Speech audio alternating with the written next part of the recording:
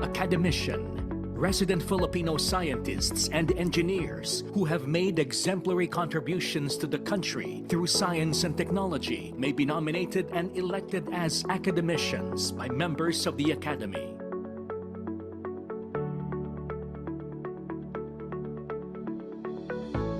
Corresponding membership is conferred on non-resident Filipino scientists who have made exemplary contributions to the advancement of science and technology in the country and must have continuing connections and contributions to Philippine science. National Scientist.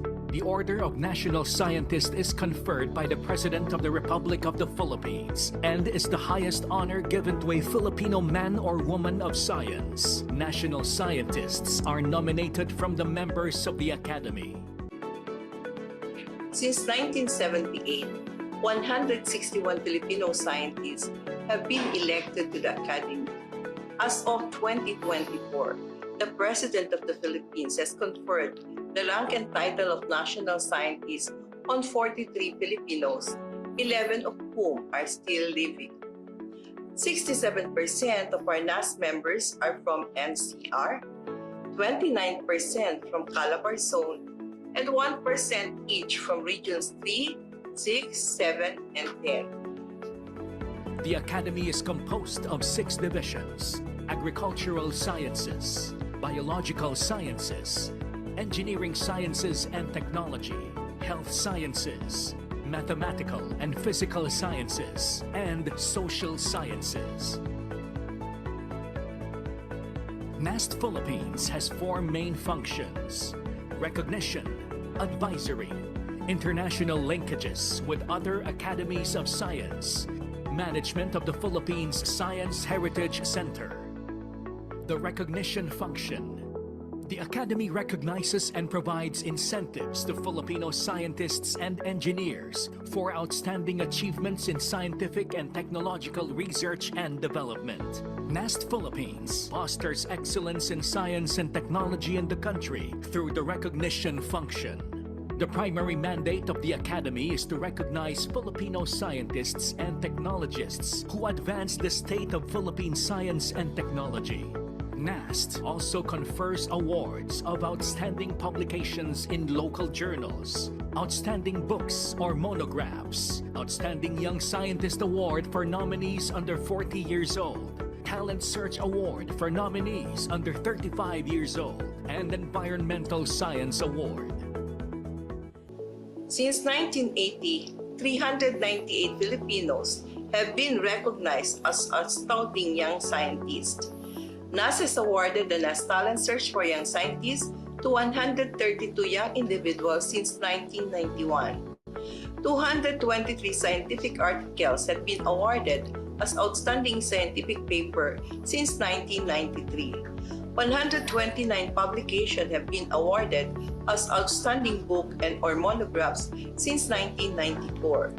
32 environmental scientists have received the NAST Environmental Science Awards since 2001. 6 individuals have received the NAST Awards for Outstanding Scientific Research in Tropical Medicine since 2005. 2 scientists have received the NAST Geminiano de Ocampo Visionary Awards for Medical Research since 2017. Among the activities under the recognition function are NAST Lecture Series, NAST Symposium for the Youth, Research Upgrading and Performance Evaluation. Since 2012, NAST Philippines have been conducting 6 to 7 research upgrading and performance evaluation sessions annually, enabling researchers to implement projects and publish scientific papers in international journals. The second one is the advisory function. The Academy plays an important role as advisor to the President and the Cabinet on matters related to the role of science and technology in national development. Through its advisory activities, NAST has been able to bring science and technology closer to the lives of the Filipino people. Our annual scientific meeting and regional scientific meeting in Luzon, Visayas, and Mindanao bring together experts to address critical issues and guide national development. Other activities under the advisory function include science legislative and information fora and roundtable discussions. Speakers Bureau is a program which aims to bring experts in various fields to various institutions, such as academic institutions, who need speakers or resource persons on science and technology-related issues. NAST's commitment to international and national linkages are aimed at promoting collaborative efforts among Filipino scientists and between Filipino and foreign academies of science and promoting scientific cooperation. NAST promotes global collaboration, connecting Filipino scientists with international peers to advance shared scientific goals. As of 2024, NAST Philippines has 16 bilateral agreements with 8 scientific academies and societies and is affiliated with 4 international scientific organizations. Republic Act 9107 mandates NAST to manage, operate, and maintain the Philippine Science Heritage Center or PSHC. PSHC was created to be the country's main repository of the contributions, achievements, and accomplishments of Filipino scientists and technologists. The activities under the Philippine Science Heritage Centers are Salin Lahi Symposium Series and Meet Your Scientists. Since 2010, 70,000 participants have joined the physical and virtual activities of PSHC, including the Salin Lahi Evolution Application Development Workshop and Contest. And in 2019, the center opened a hologram exhibit of living national scientists. The NAST Philippines also manages the scientific career system under the Civil Service Commission, a system of recruitment, career progression, recognition, reward, and attraction of scientists and technologists in the public service. NAST Philippines also provides technical and administrative support to the scientific career system under the Civil Service Commissions, providing a structured path for scientists and technologies in public service. As of 2024, there are 69 active and 114 retired career scientists.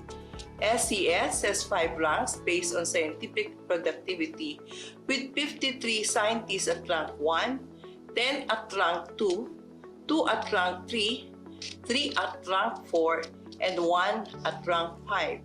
NAST Philippines spearheaded the development of PAGTANAW 2050, the country's first foresight on science, technology, and innovation. PAGTANAW 2050 was initiated by former Secretary Fortunato T. de la Peña and commissioned by DOST.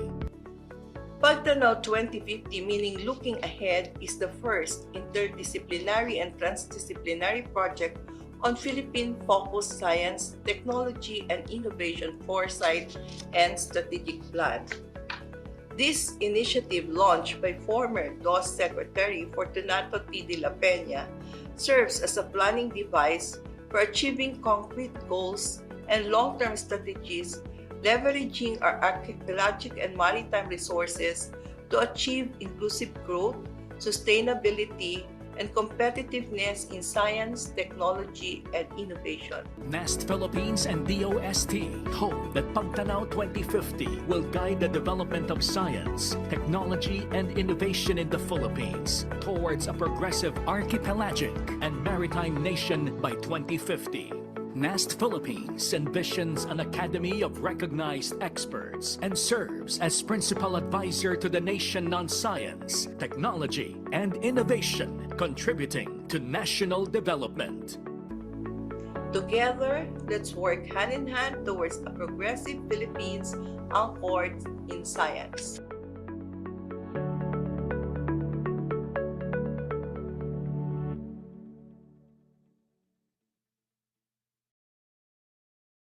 National Academy of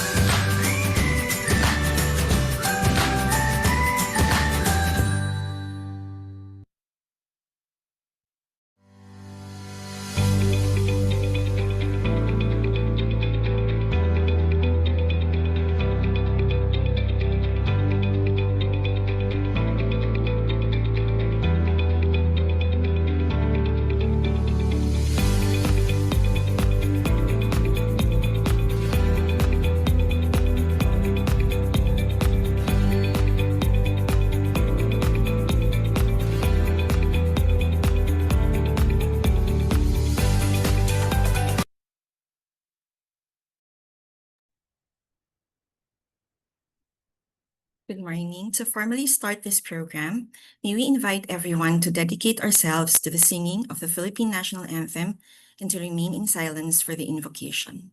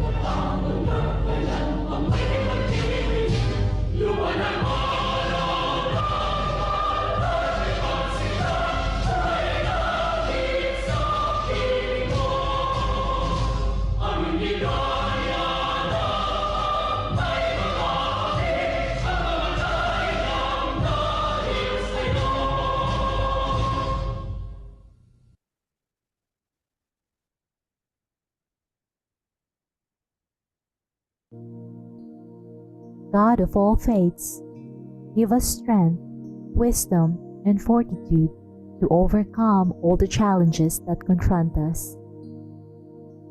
God of all faiths, sustain us as we live each day in hope and peace, trusting in your goodness and everlasting love.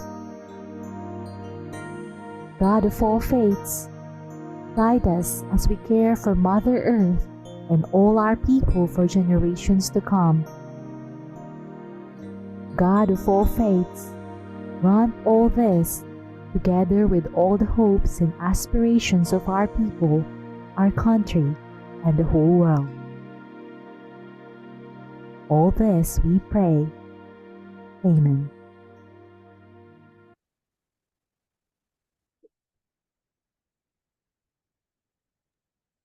Mapagpalayang umaga po sa ating lahat. Good morning and welcome to PAASE's Fireside Chat series with a focus on PAGTANAW 2050, the Philippine Foresight on Science, Technology, and Innovation document. I am Renzo Ginto. And I am Pierangela Vital. And we are your moderators for today's session. This four-part series is headed and organized by the Philippine American Academy of Science and Engineering in partnership with the National Academy of Science and Technology Philippines, or NAST, as part of the initiative to improve, strengthen, and evaluate the PAGTANAW 2050 document, ensuring that it is aligned to the emerging trends, changes, and advancements in science and technology and innovation development in the country and the world, all while staying true to our aspirations as a prosperous archipelagic maritime nation. In line with this, the session aims to examine and evaluate each section of the Foresight document. In the last session, the speaker will provide brief overviews of the following sections. Section 5, Uncertainties, Risks, Shocks, and Black Swans. Section 6, A Roadmap to the Future. Section 7, Ensuring Continuity and Relevance. Before we begin, we would like to also welcome our Facebook viewers. Ayan, good morning po. We are currently live streaming this event in PAGTANAW 2050's Facebook page. And to stay updated with PAGTANAW's events, please follow PAGTANAW 2050 in all of its social media accounts. Also, follow PAASE's Facebook page for more information about events like this. And to officially welcome us for today's event, may we call on the President of the Philippine American Academy of Science and Engineering, Dr. Gladys Cherise J. Completo. Good morning, everyone.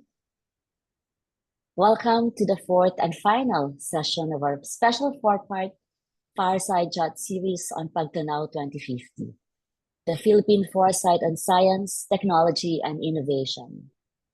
This series is a proud collaboration between the Philippine American Academy of Science and Engineering and the National Academy of Science and Technology Philippines.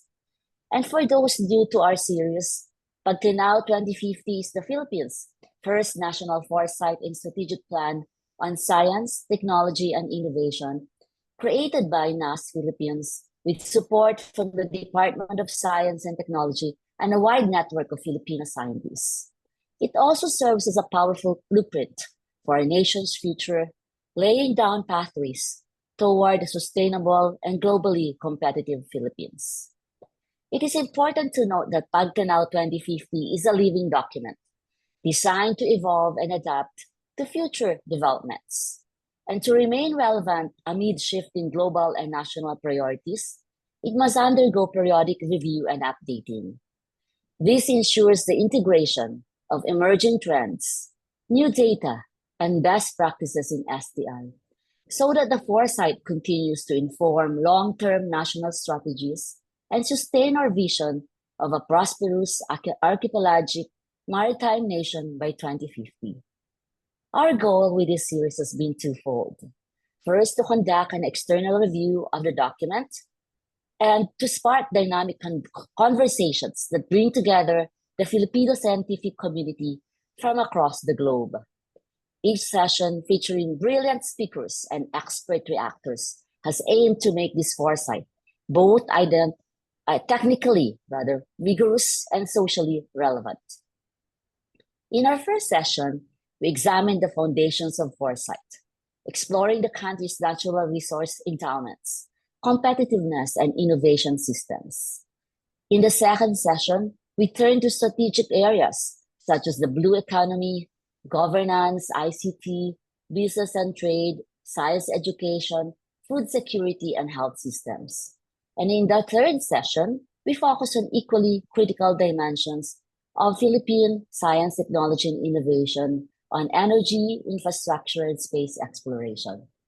Now, in this culminating session, we turn our attention to the critical mechanisms that will ensure this vision translates into policy and action. In this session, we are honored to hear from our distinguished resources speaker, Academician William G. Padolina, and to engage with our esteemed PAASE reactors. We'll focus on three critical areas of the foresight document. A continuation of Section 4 will be discussed by Dr. Francis de los Reyes, addressing the Philippines' water challenges. And on Section 7, Dr. Rosalie Hall will discuss the mechanisms for the periodic review of the Foresight's document. And for Section 6, Dr. Romulo de Castro will address the strategic roadmap for science, technology, and innovation. Their collective expertise will help sharpen the PAGTANAW 2050 foresight and ignite bold thinking on how science and technology can power our progress. Thank you once again for joining us. Let's engage in today's discussion with a focus on how our conversations can move us closer to a science-driven, innovation-powered, and future-ready Philippines by 2050. Maraming salamat po. Thank you very much, Dr. Completo, for those welcome remarks, but also for your forward-looking leadership of the Academy. So now to formally start this program and to provide us with an overview of the last three sections of PAGTANAW 2050, let us introduce our speaker. He served as our former Secretary of the Department of Science and Technology from 1994 to 1999. He made significant contributions in the field of natural products chemistry, coconut chemistry, biotechnology, and in the management of research and development. Among his contributions are the following: isolation and identification of new germacranolide sesquiterpene lactones with complex structural features, including bioactive compounds from Philippine medicinal plants with anti-allergy and insecticidal activity, synthesis of new derivatives from coconut fatty acids, such as fatty alkyl ethers and glyceryl ethers with potential uses in the oleochemical industry, and led in the development of biotechnology as a researcher and as leader, and has served in international expert panels in biotechnology, biosafety, technology transfer, and advisory committees. Let's give a warm round of virtual applause for Academician William G. Padolina. Thank you, Dr. Ginto, for your very kind introduction. And I would also like to thank the Philippine American Academy of Science and Engineering for accepting our request to conduct a review of the PAGTANAW 2050. We are very much honored on the inputs that have so far been provided by members of PAASE. I know that many of you are in US and you, of course, are in the other part of the time zone and are making time for this. So we would like to express our deep appreciation for your inputs and also for your participation.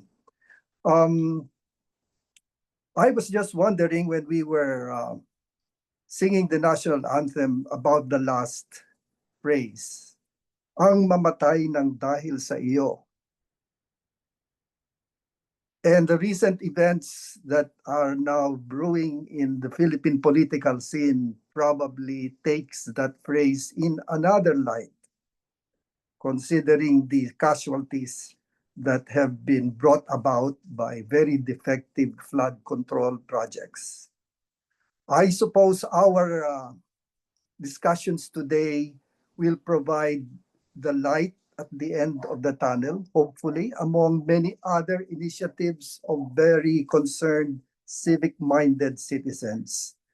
And I look forward to our discussions as I cover the last few chapters, the last 3 chapters of this first edition of PAGTANAW 2050. May I have the first slide, please?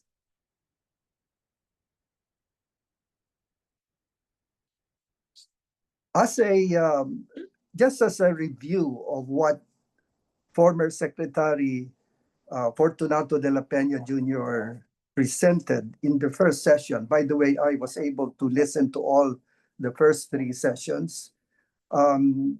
The intent of PAGTANAW 2050 was really to kind of refocus or at least revive our attention to the nature of the endowments that the good Lord has given to the Filipino people, the archipelagic and the maritime resources that are with us, and that for a long, long time we might have taken for granted. Next slide, please.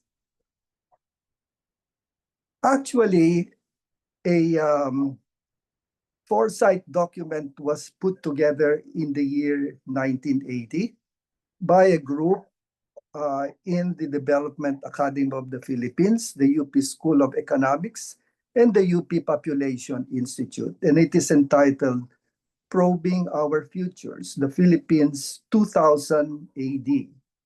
And as you can see, this is a document that covers a lot of the resources, the environment, the population issues that have been with us for many, many decades. And in fact, the acronym for this particular document is PREF, Population, Resources, Environment, and the Philippines' Future. Unfortunately, according to some of the participants in drafting this document, this was largely set aside. The big part of this document warns us about population and the need to manage population, but that has probably not been given the adequate attention, and in fact, in some cases, undermined by some of our political leaders. Next slide, please. So I am putting forward again the need to make sure that we are able to provide at least the minimum basic needs for 30 million more Filipinos by the year 2045. This particular table tells us how the different regions are projected to grow, and they grow in different rates, but the absolute numbers are really the ones that we need to pay attention to, because in the case of region 4A, there will be 4 million more persons that will need to be educated, taken care of in terms of their health needs, and of course the other minimum basic needs so that they can live a life of well-being. The other regions, as you can see, will experience different absolute numbers of population growth. But you all are probably going to agree with me that PAGTANAW 2050, while it is a foresight for science, technology, and innovation, is not really intended for the science community alone. It is intended to provide the parachute for these 30 million more Filipinos that will be added by the year 2045. We need to contribute to that parachute as a science community. Next slide, please. This is a quote from Jay Farrar, whom many of you will probably recall as the director of Wellcome Foundation and has now become, I think, the chief scientist, if I'm not mistaken, of WHO. He stepped down from Wellcome Foundation during the height of the COVID pandemic and decided to go to WHO, bearing with him the experience that he had acquired as a director of Wellcome Foundation. And this quote is quite eloquent in terms of the mindset that we need to adopt as members of the science community, as a Filipino nation, and of course, as members of the global community. You can't just build that science when you think you need it. Perhaps a good example of this is how we thought of the Virology Institute of the Philippines, which initiative is still pending. Imagine the time when it was filed as a bill.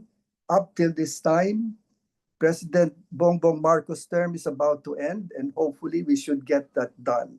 But that is the kind of reaction that Dr. Farrar warns us about. You just don't build that science when you think you need it.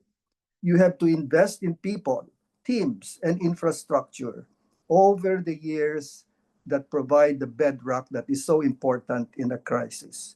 So, PAGTANAW 2050, to our mind, is really to prepare us. So what do we do in preparation for the year 2050?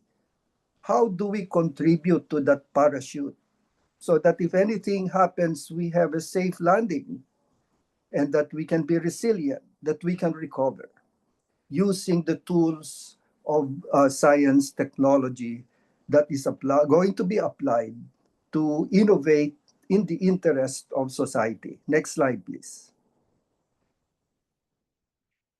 This is the framework for PAGTANAW 2050. Just as a review, because I think Dr. Secretary De La Peña presented this, we used methods that we derived from the foresight studies of different countries, particularly Japan and Korea, and applied it to generate this document that we now are reviewing so that we can prepare for its revision. In essence, the science, technology, and innovation tools available are going to be applied to the operational areas that have been identified, these 12 operational areas, which we may have to rethink and see in the next edition whether they're still valid as operational areas or they may have to be restated or revised, etc. But at the end of the day, of course, managing risk, uncertainties, and barriers, and having the talent pool to move forward, we look towards a prosperous archipelagic maritime nation. Next slide, please. PAGTANAW 2050, in essence, is to harness the talent and the tools in science and technology to innovate towards a prosperous archipelagic maritime nation by the year 2050. Now, the year targeted in PAGTANAW 2050 may change depending on the wishes of those that have been participating in many of these reviews, because we might have to move forward. But for now, we're maintaining the 30-year horizon, which is about 5 presidential terms.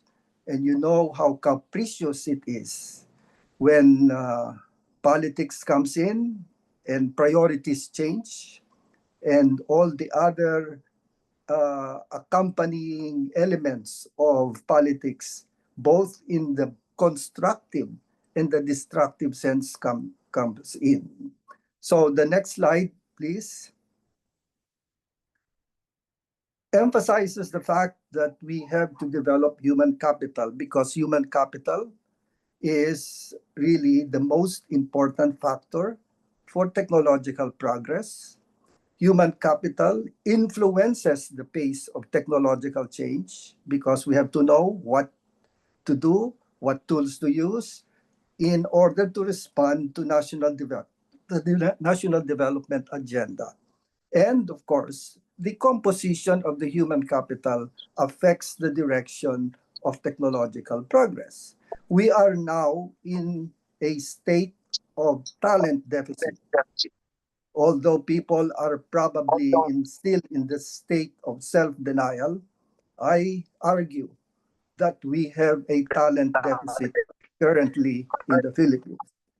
With all the ambitious projects that we have to undertake and the problems that we have to face, I think there are not enough people that are in residence in the Philippines to be able to address these concerns in real time and in a timely manner.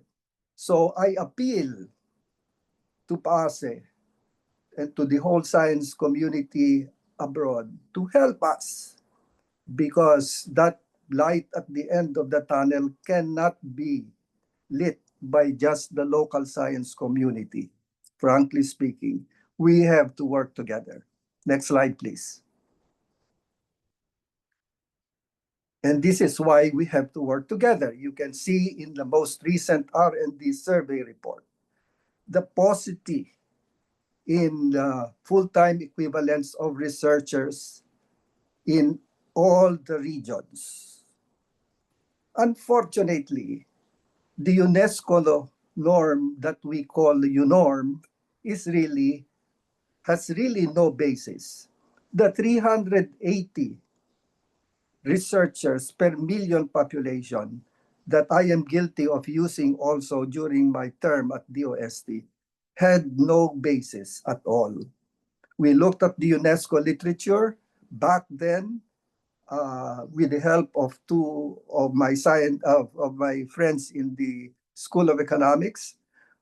We didn't find any basis for that number. In fact, it is an average of the developing countries.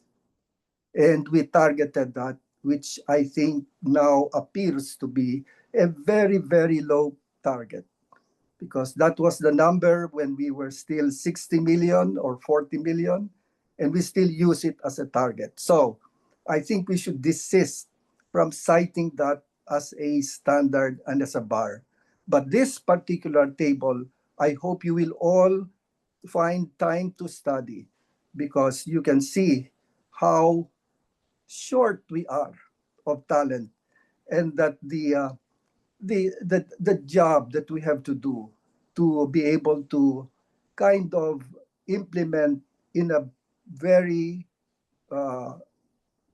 basic way the intent of the PAGTANAW 2050 will have to be borne by a talent pool that will move this thing forward. Next slide, please. Furthermore, as you can see with the study of Yi, C.P. David, and Jeff Ducanes, how short we are of highly trained talents to man our higher education institutions. Please note that among the highest number in terms of percentage of doctoral degree holders is in the field of agriculture, forestry, and fisheries. And the question has been asked by many of us. And why is it that we continue to have progress, and in fact, in some years, we retrogress in our food security programs? The other disciplines, as you can see, are still low: natural sciences, engineering, mathematics, even in the medical and the allied fields. There are very few who have a doctoral degree holder, who are doctoral degree holders. So let's work together. Let's commit to really kind of give time for this, so that we can continue that lamp at the end of the tunnel, and not be part of the party who our countrymen might cite ang mamatay ng dahil sa iyo. Next slide, please. I am now tasked to review sections 5, 6, and 7. So I appreciate your comments on this. Of course, we'll have one reactor to comment on water, because I think he had equally important commitments at the time, and so we will welcome his comments. Section 5 deals with uncertainties, risks, shocks, and black swans. Section 6 is a roadmap to the future, and Section 7 is a section that discusses ensuring continuity and relevance. Next slide, please. Let me start with Section 5, which identifies uncertainties, risks, shocks, and black swans. Next slide, please. We are all part of the technosphere, as Professor Huff of, I think, Duke identifies. This technosphere is the network whose nodes or intersection points are people and technological artifacts. And that's the reason why I started this presentation with the table on population, because they are the ones that will benefit from our inputs. And the components of the technosphere are humans, transportation, communication, information, power, financial, education, and health systems, and the world's cities, farms, militaries, bureaucracies, and other socio-technological organizations. Next slide, please. The uncertainties, risks, and shocks can be classified into the following: magnitude and period of disruption, which includes the loss of tenure, the loss of jobs, typhoons, bombs, financial crises like funding for R&D, global and military conflict, extreme terrorism, and cyber attack. Then you have frequency, typhoons, which is really part of our natural disaster agenda in the Philippines, including earthquakes, and of course, geopolitical developments, which comes with the capriciousness of world leaders. The ability to be anticipated. Again, we can probably, through people who have the expertise and who have the intuition, can now see what trends will develop and how things will end up using geopolitical analysis. And there are many opinions that you can see now with this ongoing issues of the flood control scandal. And of course, structural defects in civil infrastructure. If you know they are below constructed below standard, then at some point it's going to fail. And the classic example here is our the bridge, I think, somewhere in the north. And the influence of the anti-science movement, which we feel very much here in the Philippines when the anti-science movement went forward to file a case against the release of two GM crops. And then, of course, people who don't believe in the sustainable development goals and will continue to do business as usual, undermining our goal to go through a circular economy and a net zero emissions world. Next slide, please. Definitely, I'm not going to identify each of the risks and all these shocks. I think the document itself will speak for itself. Excuse me. But I just like to highlight the fact that there is going to be black swan events, highly improbable, but nevertheless will occur, just like 9/11. So it is an outlier. It has an extreme impact, and it can only be explained after the occurrence. I don't know what black swans you will anticipate here in the Philippines, but of course, that remains to be seen. And that's the reason why we need to really provide a robust parachute. Next slide, please. Part of the black swans thinking is to see and be surprised by the unknown unknowns. The unknown knowns, this is the knowledge of the possible risk, which we can kind of estimate at this time, and the events with negligible probability of occurrence, such as accidents in an oil and gas installation. Next slide, please. There are unfavorable impacts of interventions that we need to really be cautioned about. And that is, we might move towards providing something, an invention, etc., that will exacerbate inequalities or that will have adverse effect on the environment, or because of our enthusiasm, there might be an incomplete analysis of our research results and a misuse of the emerging technologies, such as the debate that is taking place now with the use of artificial intelligence and social media. Next slide, please. Can we now move to section 6, which is the suggested roadmap to the future? Next slide, please.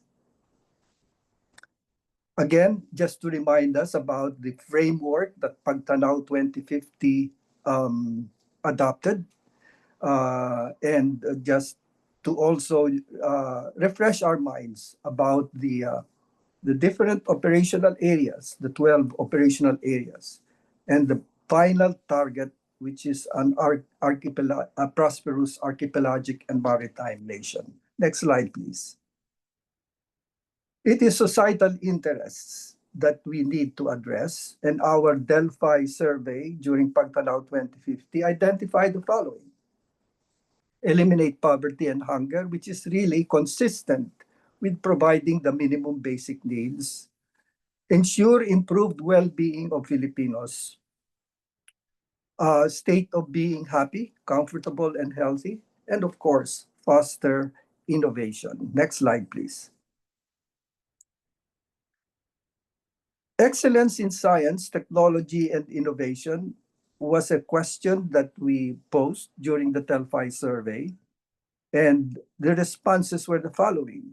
Currently, we can consider being strong in marine science, although 2 days ago, Academician Hill Jacinto just said that we only have 100 PhDs in marine science. Rice science and technology and major export crops like banana and pineapple. And incidentally, these two crops are crops that are independent of any government agency organized to focus on banana and pineapple. Coconut, cotton, tobacco, there are government agencies there, and these are the crops that are not progressing. Regional Center for Agricultural Biotechnology Research. Maybe that's an aspiration, development and innovation, because we are probably a little bit more advanced in terms of adopting GM crops than some of the ASEAN countries here. And a leading global center of excellence in marine science, considering the extent of our territory, our territory in the oceans, which is 7 times our terrestrial territory, and a leading global center in disaster risk management, as we have been quite been a victim of a lot of natural disasters, and we have managed at least to get over them in the best way we could, given our resources and our talent pool.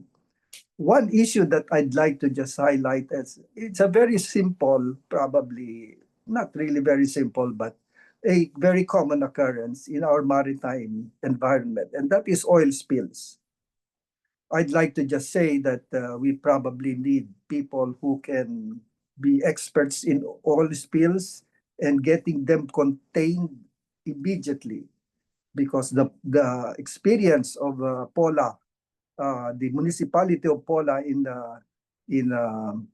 Mindoro, really showed us how little we have of the expertise that could have responded to the mayor, who in her interviews was really clueless about how this oil spill could be contained. Next slide, please. Enhancing our identity as a maritime nation is very important. And the Delphi survey confirmed this because of the decades of neglect that we have really been guilty of in terms of paying attention to this large territory that has been endowed for us. In fact, now we are not only looking at the West Philippine Sea, but also in what used to be called the Benham Rise. I think that name has been changed, but there are technical difficulties, I am told, by the marine scientists in exploring the Benham Rise because it is very deep. So these are some of the challenges that we have. The Philippine Coast Guard, fortunately, is responding at least to the extent that its resources will allow. This document was written before the Philippine Coast Guard modernization program was crafted. Next slide, please. I'd like to just kind of provide a reality check to what we have been referring to as Ambition Natin 2040. And you can see the aspirations and the most important conditions that our country should attain. No one is poor, no one is hungry, has a chance for adequate job. But I'd like for you to focus on the last bar, which is to be a leader in science and technology. Now, I don't know if this is a discouraging finding, but to me it's a challenge, because although the respondents, which by the way included 10,000 respondents over all the A, B, C, D social classes, consider this a very low priority, I think slowly people are realizing that we cannot really just remain complacent in conducting our science and technology enterprise business as usual, something that could be reversed, something that could be marginalized. Next slide, please. So our roadmaps, in summary, looks at 4 innovation phases. And the operational areas are organized into what we felt were related concerns. They are called the ST&I clusters. But we also have the enablers. These are part of the environment, and also the drivers and the opportunities. So that is how we looked at the roadmap. We may have to look at it from a different lens now or add some more lenses so that we could be more precise. Next slide, please. And these are the 4 phases because we drafted this during the pandemic, and we were aware as a science community that it was not just not just human diseases, but we were confronted with animal and plant pests and diseases at that time. And again, we need to address that. Are we able to put the tools and the talent to address this, which fortunately or unfortunately occur at the same time? We had the pandemic, and then we had pests and diseases hitting our crops, food crops, and resources were not enough to really put a defense and an intervention together. The second phase is to revive our economy. Indications are we are, in fact, on that path, but quite slow, and it's an up and down, and again affected by some misappropriation of resources, public and private. Then we have high growth development, which we hope can take place as a part of our third phase. And finally, to a competitive economy, which hopefully will result into a population that is educated and healthy, productive, inclusive, and engaged in sustainable productive activities. All of this should be put together to provide a prosperous archipelagic and maritime nation. Next slide, please. I don't think we can go through this in great detail, but I'm presenting this to let you just see the format that we used. We did not identify timelines because we knew that some of these efforts can transcend presidential terms. And while we are beholden as a reality check to presidential terms, because these resources allocated to science and technology and innovation are affected by the budget, largely because our science, technology, and innovation enterprise is funded by public funds.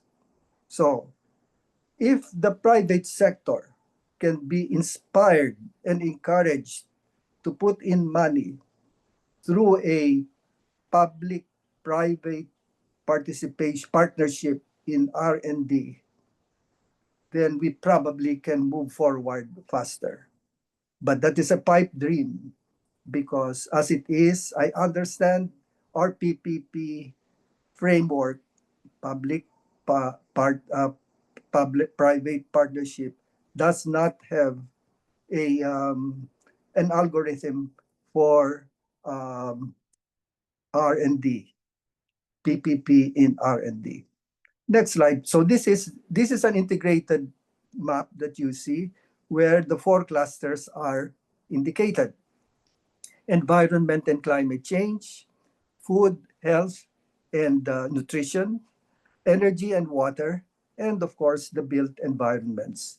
And they have different contributions to each of the phases, as you can probably see, and we can look at that in more detail as we look at the next slide. The next slide, please.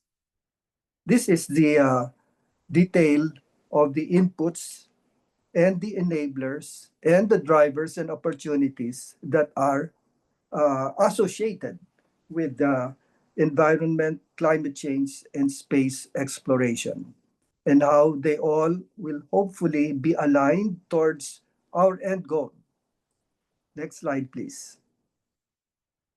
For food, health, and nutrition, for the food, health, and nutrition cluster, you can see how they perceive their roles, the inputs, and the different kinds of activities that they would like to pursue in alignment with different phases that we have thought about.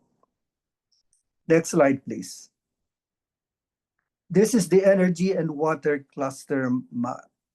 And I'm sorry that you probably cannot read this, just as I cannot read the details.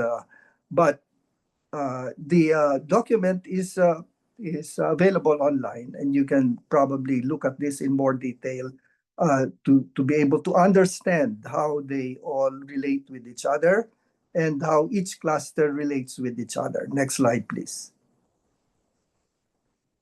This is the built environments cluster map, and this particular cluster, by the way, not only covers civil infrastructure, but also different kinds of built environments, buildings, homes, and etc.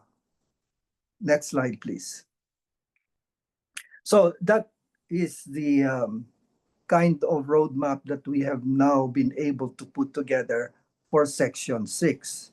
And hopefully we will have inputs from you and from the science community that will probably sharpen this, make it more relevant. It may need to be revised. It may need to be overhauled. We're all open to that, because we need a document that you will all be interested in and that you all will have a buy-in. Next slide, which is the section for our continuity efforts. And excuse me, I just like to highlight here the kind of major criteria that we would like to cover when we evaluate foresight.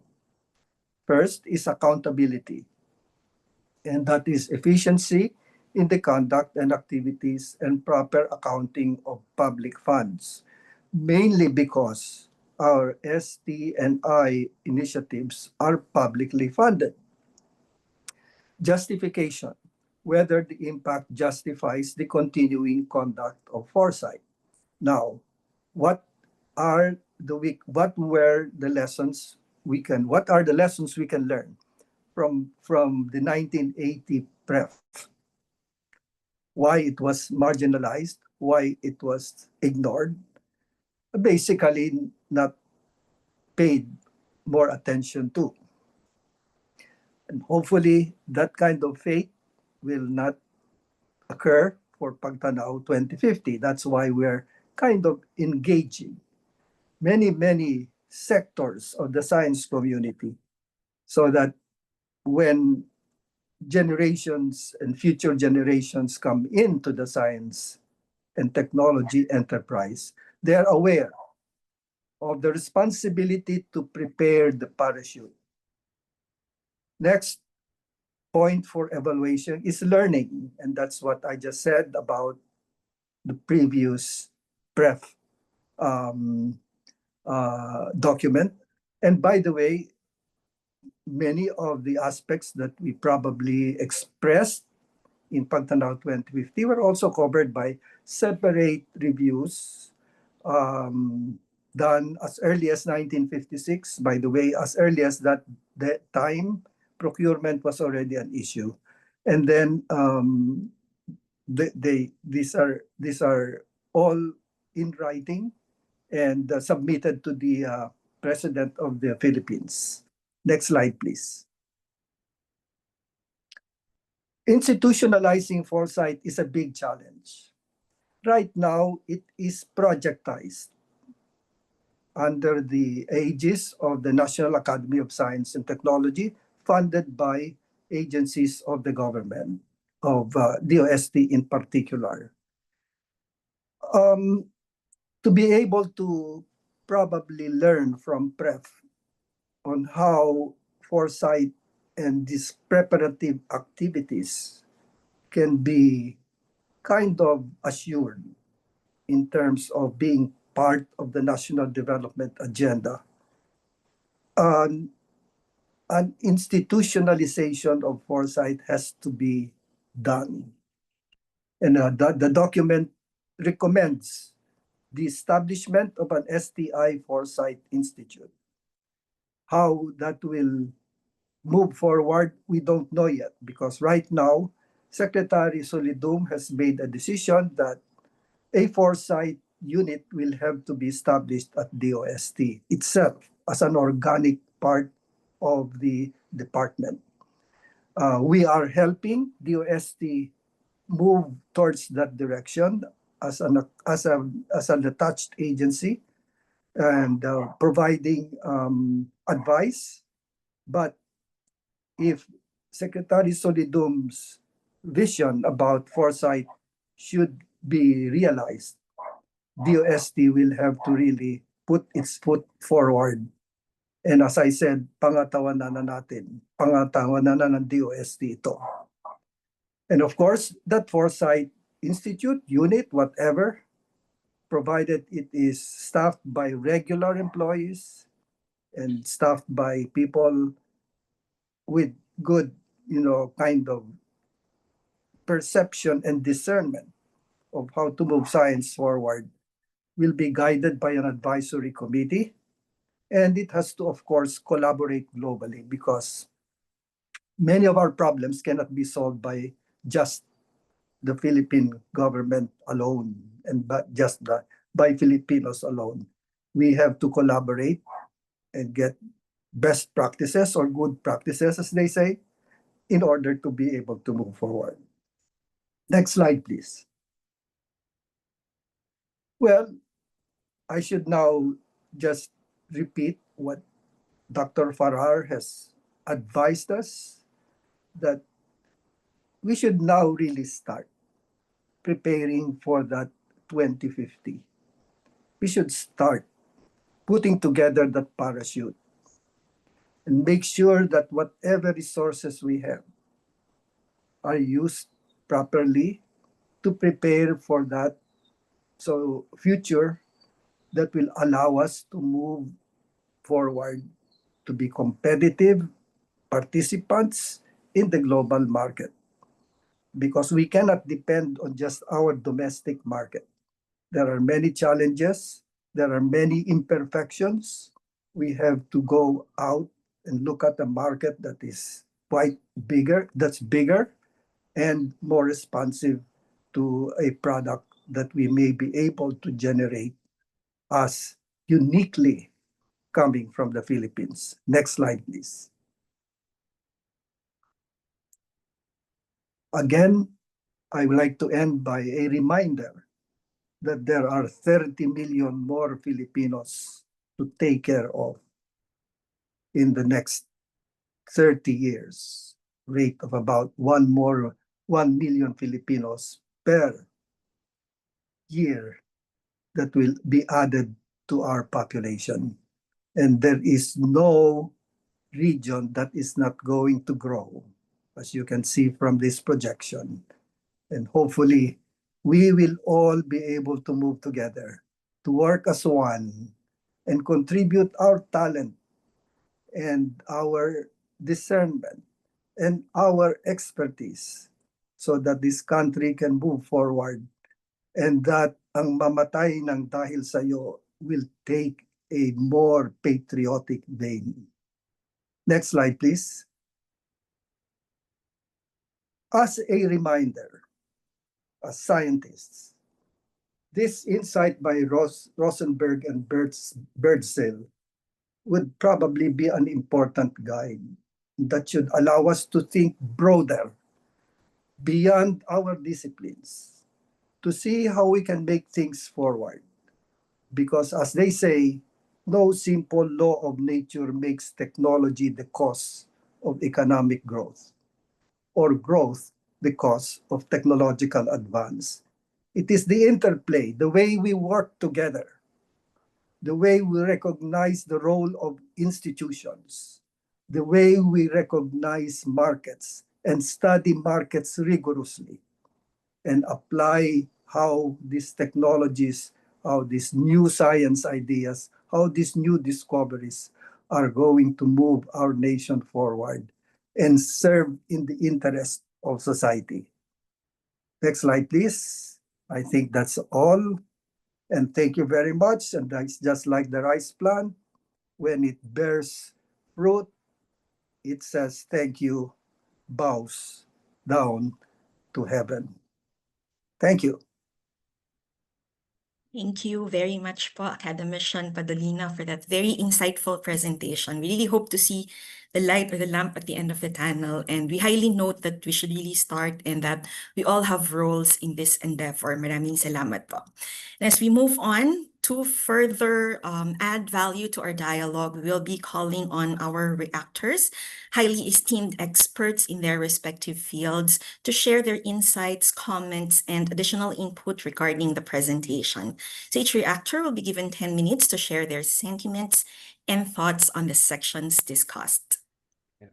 With that, let us now proceed to our reaction segment. Before we move on to the first reactor for the book sections presented today, we will first give the floor to one of the reactors for section 4.9, which is on water, which was presented during the third session last week. He is a corresponding member of the NAST Philippines and the Glenn E. and Phyllis J. Futrell Distinguished Professor of Environmental Engineering at North Carolina State University, to deliver his reaction on subsection 4.9 on water, key operational area. Please welcome Dr. Francis L. de los Reyes III. Thank you, Renzo. I hope you can all hear me and see me. Okay, I was supposed to give a reaction to water, which is one of the facets identified in PAGTANAW. But I also wanted to quickly react to some of the things that Academician Padolina mentioned. For example, in section 5, which I read and I enjoyed tremendously. I really give kudos to the writers of section 5 on uncertainties, risks, and black swans. With just a few comments. So first, a big uncertainty and a big risk is the election and the ascendance of political leaders who are anti-science and driven by ideology. And a big example of that, as you all know, is in the US. So we basically have an administration that's anti-science, anti-higher education, and basically dismantling the leadership that the US has built up over many years. And this is really a danger, not just to the US, but to the whole world.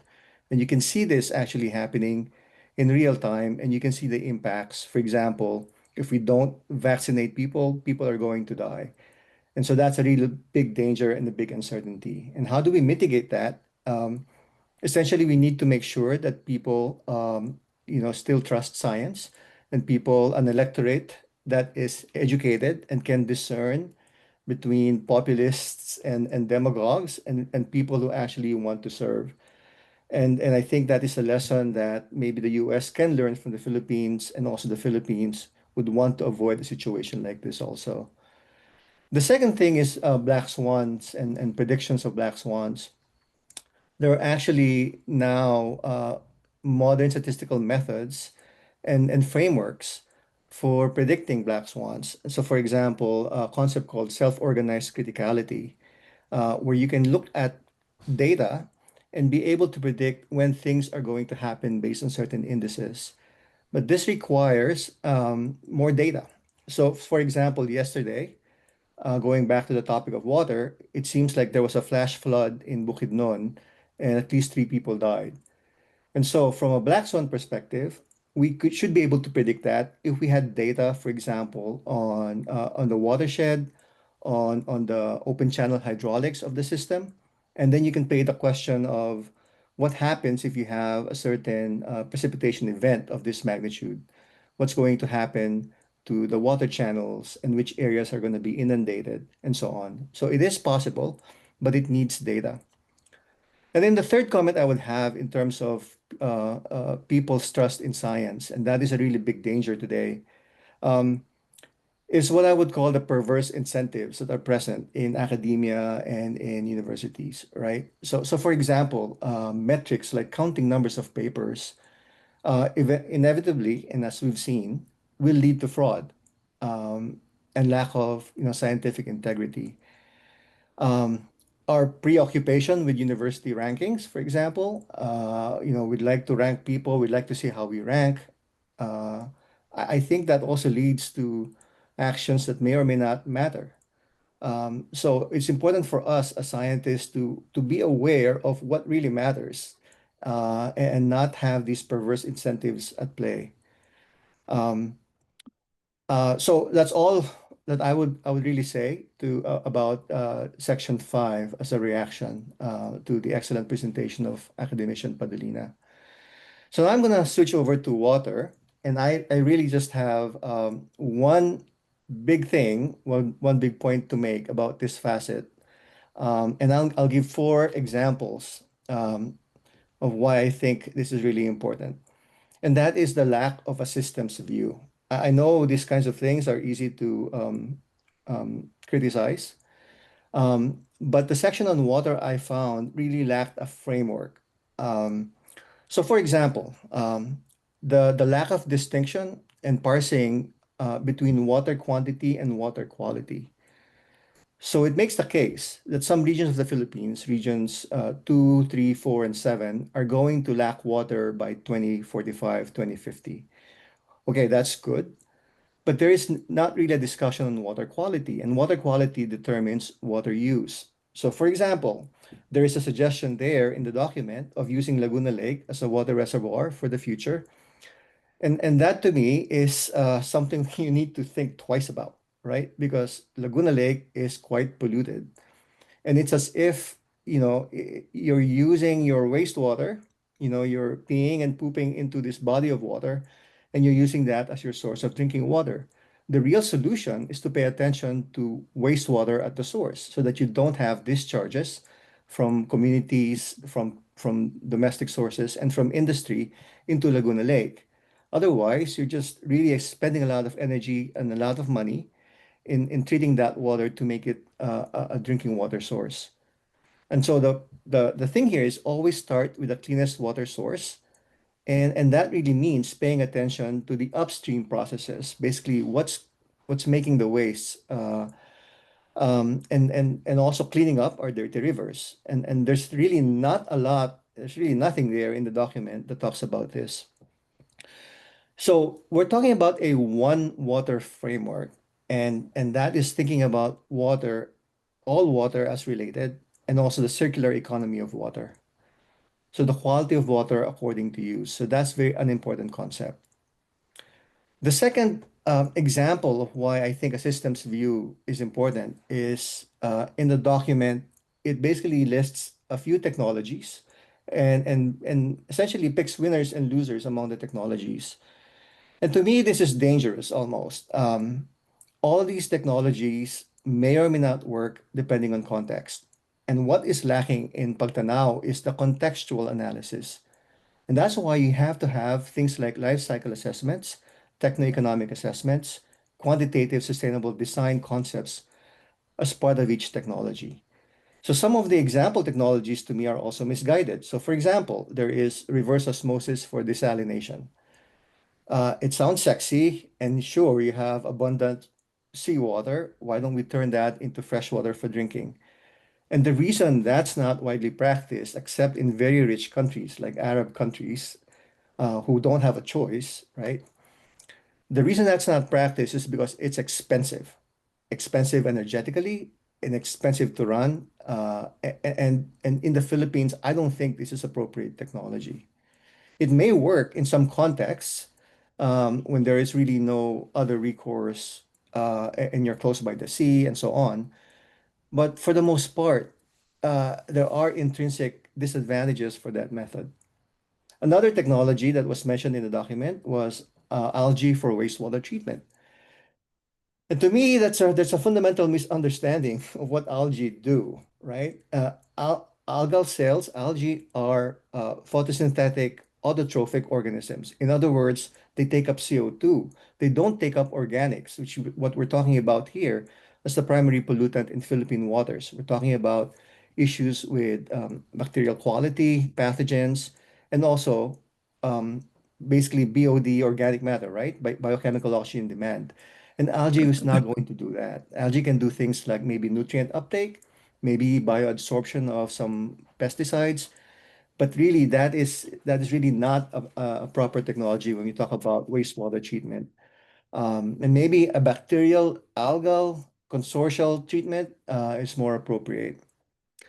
And some other technologies are left out and I think need to be added. So for example, low impact development and green infrastructure. So we're talking about rain gardens, we're talking about green roofs, bioretention systems, infiltration ponds, maybe vegetated swales. And again, these are technologies that can be decentralized, that can be applied, on a citywide basis. So I think that the authors of this chapter focus on sexy sounding technologies, but really there are other technologies that to me are more applicable. So nature-based solutions and decentralized solutions. And the danger with picking technologies is basically NAST and PAGTANAW is saying we need to focus on these areas. And to me, that is that is not advisable, right? What you want is to say this is the output, the outcome that we want, and whatever technologies work for the right context, we should support instead of picking winners and losers among the technologies. Okay, the third example of a lack of a systems view is the lack of integrating water into these other big infrastructure issues like food and energy. So we talk about the food, energy, water nexus because they all affect each other. And really, there is not a connection there. I look at some other facets and chapters in Pagtanaw, like the health systems facet, and that has a more systemic view. And the water section does not have that view. And finally, another lack of example of a systems view is the lack of citywide planning and integrated infrastructure and looking at watersheds as a whole. So for example, flooding, right? We talk about these projects, flood control projects, and Academician Padolina mentioned some of them. Well, this cannot be piecemeal things, and I'm really surprised at the news that I hear, where there are hundreds of these flood control projects. And my thinking is, well, is that all integrated, right? Or are we talking about, some flood wall here, some flood wall there? Well, water is going to go someplace, right? If you prevent it from one side of your city, it's going to go somewhere. So there's got to be an integrated approach to this, a citywide plan. And I suspect that these smaller independent projects, don't really follow a centralized view of what's going to happen. So to me, a proper approach is to model this as a watershed, model this as a city, and think about what happens under situation A, situation B, and then decide on these flood control projects, right? So it's more integrated as opposed to saying, let's do this technology, let's do that technology. So my bottom line really is looking at water and maybe all of the facets with a systems viewpoint and understanding that these all interact with each other instead of picking a sexy sounding technology and putting it on the list. And that's really my reaction. I look forward to the discussion later. Thank you. Thank you very much, Dr. Dallas Reyes, and highly noted on your comments on the documents, such as contextual and systematic analysis and the nature-based solution. Now, let's move forward to our second reactor for today. She's currently the Executive Director of the UP Center for Integrative and Development Studies. Let's welcome with a virtual round of applause our reactor for section 7.1 on periodic reviews of the Foresight, Dr. Rosalie Arcala-Hall. Dr. Hall. Hello, good morning. Can you see me? Yeah. Okay. So thank you very much again for the invitation from PAASE to join this fireside chat as a reactor.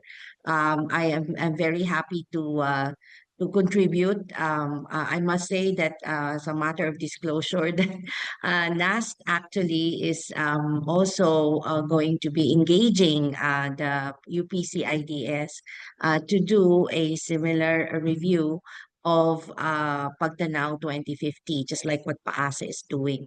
In fact, before agreeing to this task, I did mention this that we are also independently doing our own review here at UPCIDS of PAGTANAW 2050.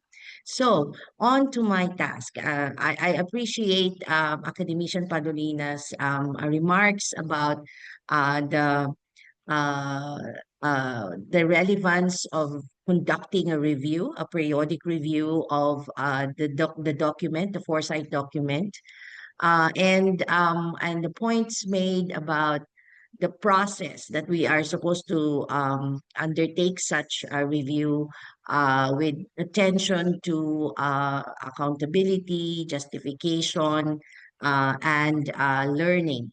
Okay, next slide, please. I think that the review exercise should actually be aimed at asking the question of, are we on track?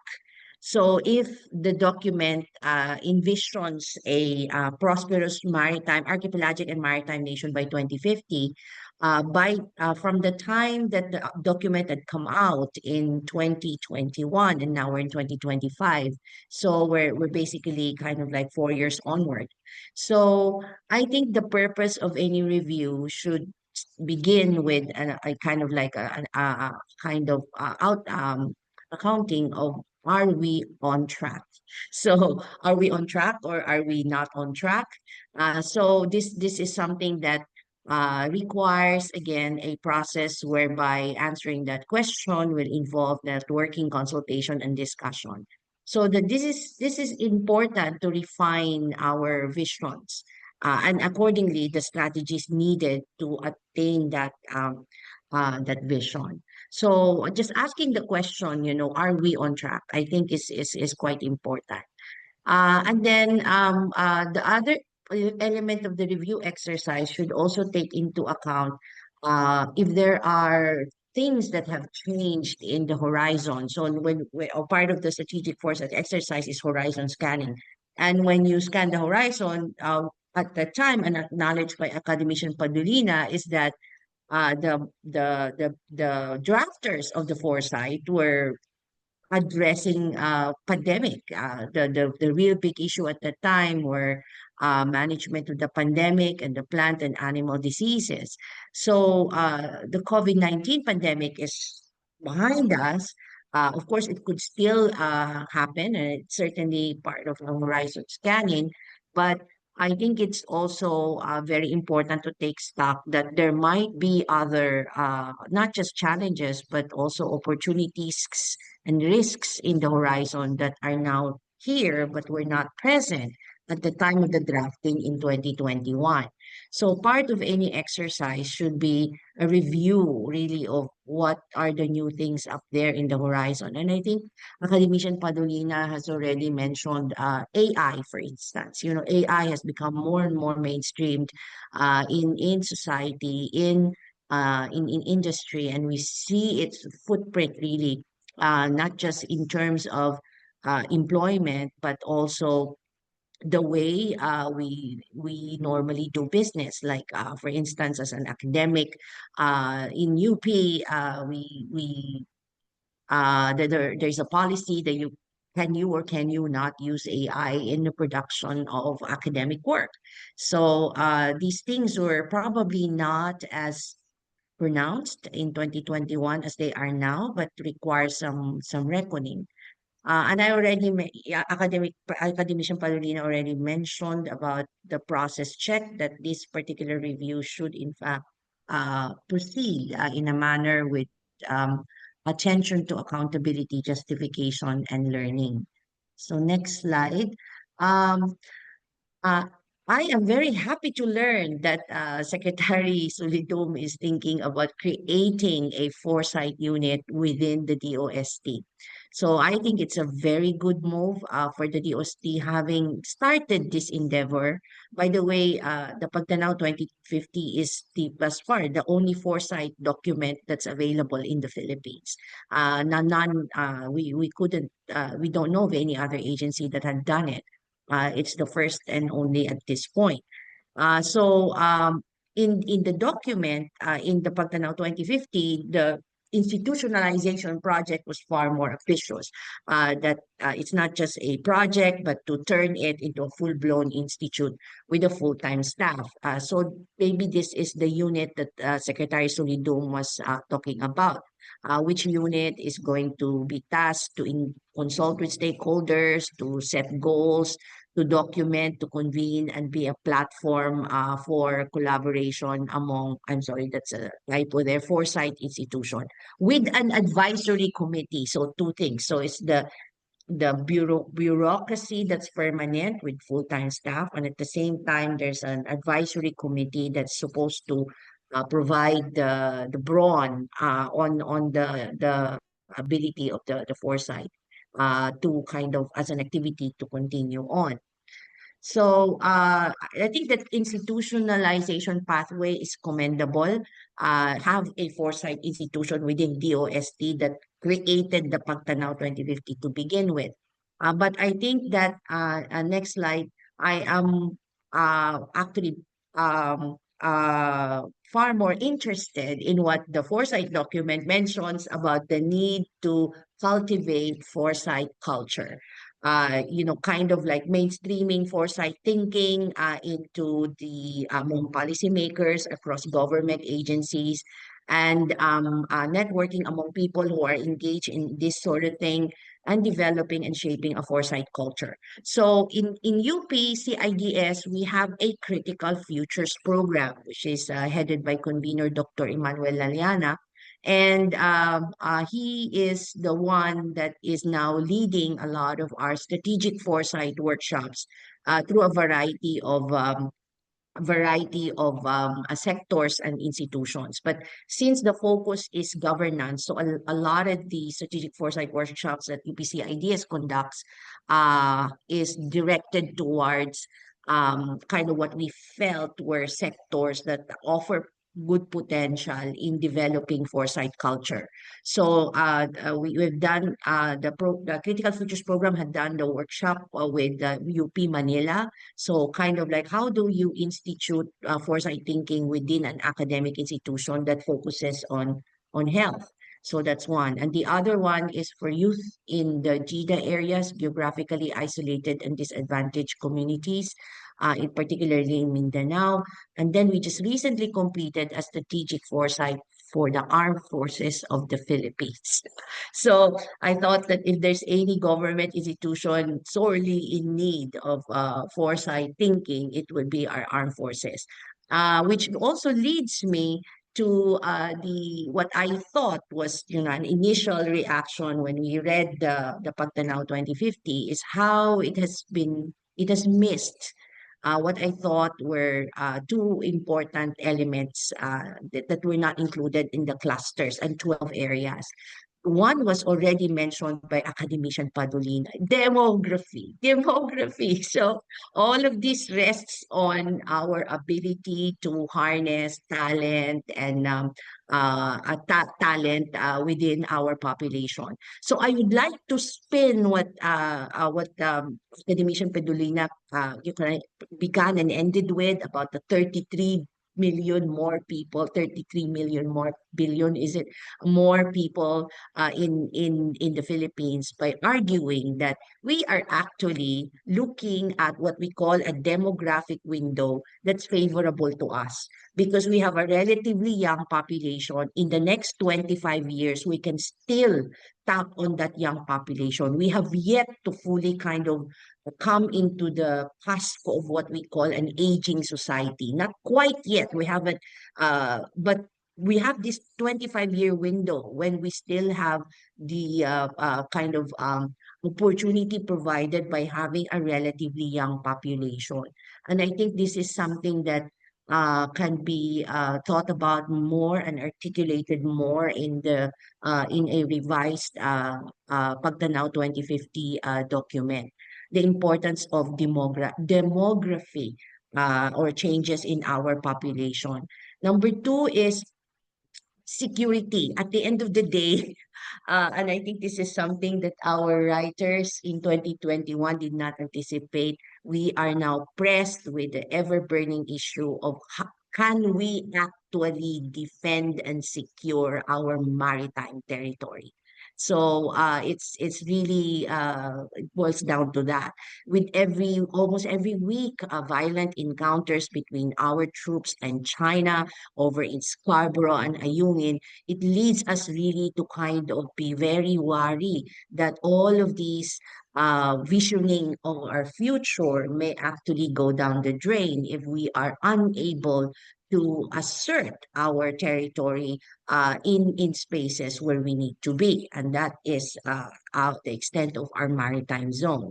So I think that in the kind way forward is to kind of imagine how science, technology, and innovation can contribute to this particular objective, which is to enhance our defense and security as it relates to our archipelagic and maritime zone or territory. So I do appreciate that there is also an understanding that if this is, we are not alone in this endeavor, that we should in fact be also participating in foresight activities with ASEAN countries. Next slide, please. So that's my last slide has to do with what I thought was a very insightful remark by Academician Padolina about how the need to insulate our foresight exercise from the political turbulence. So in the Philippines, you know, we experience this kind of like regular change in administration every 6 years. That's why in the strategic foresight workshops we do at CIDS, we tell agencies minimum 25 years. Okay, so because for foresight thinking, minimum 25 and most it 50. But we think that, oh, because in the Philippines, we have one administration lasting 6. So we imagine things to be at least across 4 administrations. So 6 times 4 is 24 minimum. When we tell this to the when we told this to the armed forces, they said, oh, okay, you know, because at the time they didn't really realize why are we doing it for 25 and why are we doing it for 50. And the reason is that because it has to coincide with the what we call political cycles in the Philippines and the budgeting elements that come with it. For the most part, because the resources that are going to be needed to kind of propel us towards that vision will be primarily from the government. And I do appreciate Academician Padolina's point about the need to engage our private sector and the academia to weigh in more on how best they can contribute to this vision. We haven't wala pa tayong, as she pointed out, we don't have mechanisms as yet, precisely how to go about this, but hopefully it can happen. In the AFP, they thought about engaging the private sector more through the self-reliance defense posture revitalization program. So that's kind of like their point of entry that if they were to kind of improve their capabilities moving forward for defense and security, they will need all the help they can get from the private sector. But that is going more towards dual-use technology and exporting military equipment and so on and so forth. So I think the last point that I'd like to make is the importance of policy strategies that I thought was missing in the PAGTANAW. So policy strategy, what kind of policies do we need to put in place to go to achieve that desired future? I think we've been very lucky because since the PAGTANAW 2050 was out in 2021, we passed the Maritime Zones Law. We have now the archipelagic sea lanes law. So we a blue economy law. So there were a lot of hits in terms of the policy requirements needed to move things forward. So I think in a subsequent review, it is very important to engage in what we call backcasting, just kind of thinking back and saying that in order to get to where I need to be, what sort of policy interventions, what kind of policies need to be put in place. I know it's a very difficult proposition because, as you know, our Congress has other priorities sometimes at hand, and they don't seem to kind of like put policies, kind of more important policies in place. But nevertheless, we want these policies to be in place. And the only way we could do that is if we can convince, I think the executive branch need less convincing, but the Congress itself to kind of buckle up and prioritize those policies that are needed moving forward. Okay, that's it. Thank you so much. Thank you, Dr. Hall, for your concrete recommendations. And I hope that our colleagues are now taking notes of all your suggestions. Now let's move forward to our last reactor for today. He is currently the director of the Center for Informatics at the University of San Agustin. Please welcome a reactor for Section 6.2, the Science, Technology, and Innovation Roadmap, Dr. Romulo de Castro. Thanks, Renzo. Good morning, everyone. Can you hear me? All right. I hope so. I have to share my slides, so let me do that. All right, so here it is. Okay. I'm not going to do it in presentation mode because I have notes that, I wanted to read. So forgive me because my memory is not as good as before. But let me first thank Gladys, Dr. Gladys Completo, who invited me to give this reaction. When she did that, I actually was reminded of the time I brought my very young informatics team to Singapore, where we were benchmarking the national mental health information system, on their information systems in Singapore. I got us an invitation to the Institute for Mental Health. And the CEO was very kind to let us into what they were planning for Singapore at that time in terms of information systems for mental health. But what was interesting was he told us a lot more about how they developed Singapore from independence over 50 years and their fundamental resolution towards development, economic development. That was the most important thing to them. And they did everything that they could to achieve the goals that they set for themselves 50 years ago. And largely they have, and even surpassed all of their goals. So to me, it was, to my young folks back then, my young staff, it was a lesson in country development. And, to be giving us that insight into how they developed Singapore was like a gem for us. And we picked up a lot of lessons that we applied into our development of or our continuing development of the mental health information system. But also we took some lessons that I will tell you a little more about when, towards the end of my presentation. Sige. So this PAGTANAW 2050, I've seen it before, I think in 2021. I didn't, I wasn't particularly serious about it back then, but now I read at least the sections that were assigned to me to react on. And I could see, because it was written at the height of the pandemic, that it's steeped in the after effects of the pandemic and still very fresh. And so it drew a lot of lessons from the pandemic. And this is a good point of view. So this is something very positive about this document, because this point of view is appropriate in the climate crisis that we are in. So back then we were in a crisis. Now we are even in a deeper crisis, and not just climate. Actually, we have a lot more. We actually are in a technological crisis, which was already mentioned. This document did not anticipate the onslaught of AI into our society. And it's a crisis because we do not know how it will end. And, we're trying our best to adjust to AI, societally. But, it's just there, and it came so fast, and we all now have to adjust. So, that's a good point of view. However, most of the things that I actually wanted to comment on are the things that I found to be a little lacking in this document. And I do respect the NAST very much, in particular Sec Boy, who has been very supportive of my balik scientist stint. I'm a balik scientist, by the way. I've been repatriated since the pandemic, which forced me to repatriate. I worked with Academician Sean Raimundo during the pandemic, so I really respect them. However, I do have to give my candid take on this document. And forgive me if I'm a little bit too candid, but I think it's better to do it now than later. So let me start. So, I just like pick some passages from the document that was really very glaring.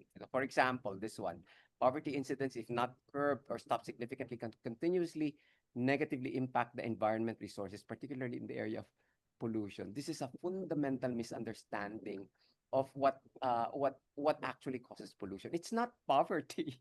It's actually industrialization. And it's rich people rather than the poor people who are actually polluting. Rich nations are polluting compared to poor nations. And even within poor nations, it's the rich people who are polluting, not the poor people. It's correct that we should lift the poor people from poverty. But the basis for that upliftment is not this. So this is a fundamental understanding. And this tells me that we need more social scientists to input into this document, right? So, and also, this statement, our indigenous tribes' oneness with nature should be harnessed formally. This is all sounds good, but it's really just lip service. Did we actually really consult the indigenous people about their oneness with nature when we wrote this document? It's a little bit hilarious, but it needs to be more in depth. Certainly, indigenous communities have a lot to contribute and insights into our development, but we as scientists, have we actually consulted them? Right? Next, regional and global agreements and guidelines on manufacturing, blah, blah, blah, blah, blah, management, carbon footprints, and credits. Again, this is an incredibly naive take on carbon footprints and credits. What carbon footprints are and credits are really an excuse for developed countries to pollute, and pay us because, and pay developing countries for polluting. So this undervalues the effect of climate change on our country. And so my take is on principle rather than on, on detail. Well, I have takes on details as well, but let's think about the principles that we are applying. Are we applying the right principles? Are even wording the right principles in this document? Science diplomacy, for example, what is science diplomacy? Usually diplomacy occurs when we are in a position of strength. And most of the time in science and technology, we're in a position of weakness, except perhaps for marine sciences. We certainly are in a position of strength there. That's certainly where we can conduct science diplomacy. But in the other, areas of the sciences, we are basically weak, and therefore there's no diplomacy other than the stronger countries to dominate us in these aspects, right? Food security, universal healthcare, the healthiest nation, and then we go on to say we focus on animals and plants with high economic value. This is a fundamental contradiction. Food security depends on biodiversity. Universal healthcare depends on equity and all of those. So, again, I just noticed these fundamentally contradictory statements in the document that we need to correct. So it's better to do it now, than later as, we implement these viewpoints or this roadmap. The science community, especially in the health and sciences, provide science-based advice as they were able, and the lack of expertise and facilities in human vaccine production was apparent. This is during the COVID pandemic. And let me just mention that I was part of the PCHRD Technical Working Group on Vaccine Development. And that was a very, disempowering situation that I was in, because that technical working group was actually dominated by business interests. And when I presented, the viewpoint that we should really be developing our, vaccines, from home, which is what Vietnam and Cuba could do at that time. Why is it that we can't do it in the Philippines? It's because we have this fundamental mindset that we can't do it because we lack certain things. We don't lack the brains. I even assembled immunologists from all over the world to discuss our vaccine development plan. But, we were saddled by by the business communities telling us that we don't have facilities. And so we ended up, saying that, oh, we'll just import the vaccines developed by other countries and then we'll repackage them in the Philippines. That's not science. That's not development. I mean, I think our fundamental ideas of what we can do and what cannot do cannot be, as scientists, cannot be dictated by the business community in this country who only think of profit, not necessarily the development of our scientific expertise in our country. So, in this statement about healthcare, there was absolutely no mention of health equity. So where is equity in our healthcare system, in our healthcare delivery? Where is it? It should be the fundamental principle of how we will develop our healthcare system. Right now, there's so many disparities that I can't even tell you, how many of these I've encountered. And yet, planning for the next 50 years, we don't even mention equity and how we bring those who are disadvantaged, to the fold, to be able to encounter our public healthcare system.